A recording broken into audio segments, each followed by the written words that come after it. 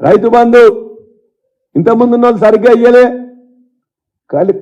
ఖజానా ఖాళీ అయిపోయింది, పైసలు ఎక్కడి నుంచి ఇవ్వాలి, లంక మీదలు ఉన్నాయనుకుంటే లేవని చెప్పేసి ముఖ్యమంత్రి అంటే మంత్రులు ఖజానా ఖాళీ అయింది అంటున్నారు.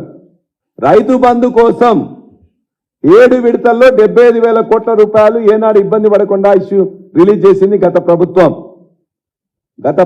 రెండోసారి 7 విడతలుగా 75,000 కోట్లు ఇచ్చినాం. అది రైతులందరూ అనుభవంలో ఉన్నది, వాళ్ళ యొక్క అకౌంట్లోకి వచ్చింది, వాళ్ళందరూ కూడా అనుభవించారు.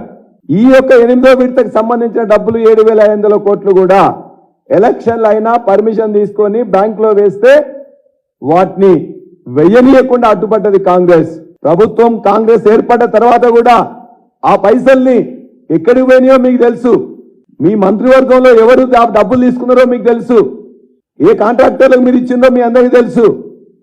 ఇవాళ ఖాళీ ఖజానా ఇవ్వలే, ఖాళీ ఖజానా కాదు, 7,500 కోట్లు రైతు బంధు కోసం బ్యాంకులో వేసి పెడితే దాన్ని బ్యాంకుల నుంచి వెళ్ళి ట్రాన్స్ఫర్ చేసే ముందు రోజున పనిచేసింది మీరు, వాడుకున్నది మీరు, లబ్ధి పొందింది మీరు, రైతు బంధు ఇవ్వలేకపోయింది మీరు.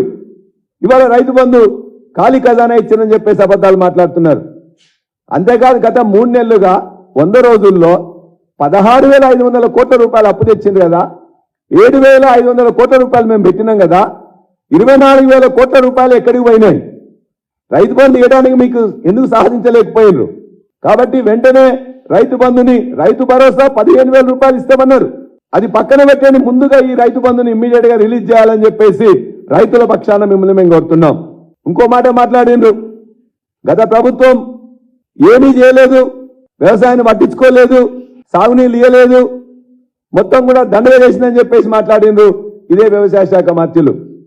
ఇగో వారు ఉన్న ఫోటోనే, వారు నష్టం జరిగినప్పుడు బోనకల్లు పోతే బోనకల్ నుంచి హెలికాప్టర్లో వారు ఎమ్మెల్యే కాదు, ఎమ్మెల్సీ కాదు, కానీ మంచి రైతు అని చెప్పేసి కేసీఆర్ గా వారిని ఎక్కించుకొని ఆ మొత్తం తీసుకుపోయి చేసిన దానికి ఇగో ఇది సాక్ష్యం.